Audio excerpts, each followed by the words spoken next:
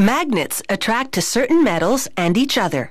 That's handy for more than sticking stuff to the fridge. They help run motors and generators, among other things. Magnets occur in nature, but 2 centuries ago, people figured out how to make them using electricity. You could say it was a take-charge situation.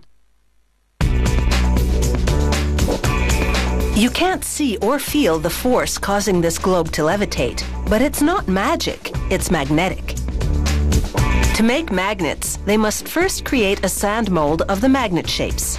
They load this pattern of 4 magnet shapes into a machine that fills it with sand.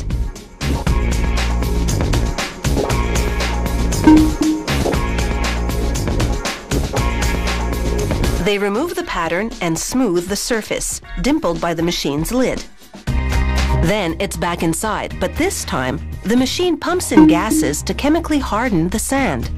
It takes just seconds to solidify.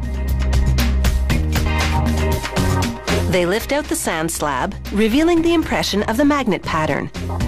It's now a mold.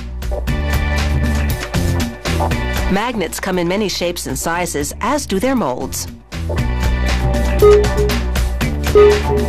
Now they're ready to mold the magnet shapes.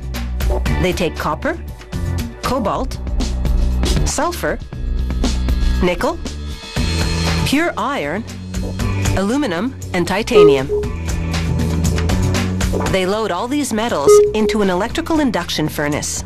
It generates a pulsating electromagnetic field that heats to more than 1600 degrees Celsius, melting everything into a molten soup.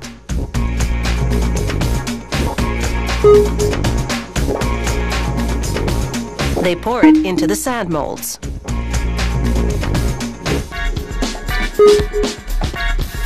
The molds burst into flames because the gases that harden the sand are highly flammable. They slide the blazing molds to another part of the foundry and knock them to the floor. Then they bust them open with a sledgehammer to get air inside so they cool down and the gases burn off.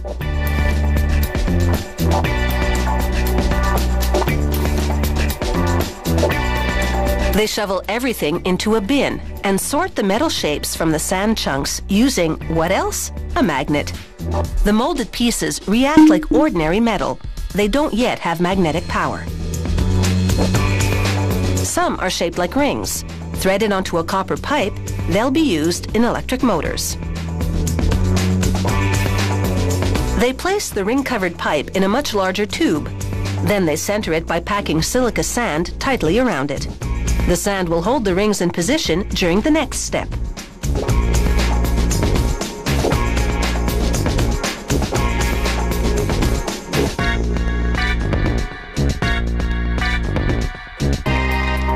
They seal both ends with concrete, allowing the inner copper tube to protrude slightly. Then it's into another electrical furnace. It heats the tube full of magnet shapes until it's red hot. This primes them to accept an electromagnetic field, which will be delivered by this metal rod. They slide it down the center of the copper pipe and clamp it in place.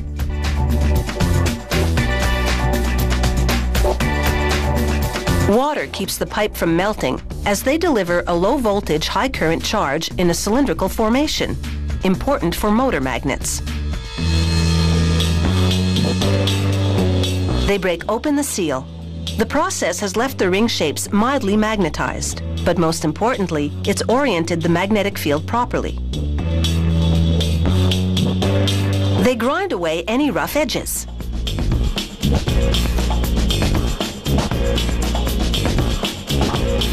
At this point, all magnets are pretty useless. But this machine will empower them. It delivers an electromagnetic charge to the metal, which magnetizes it.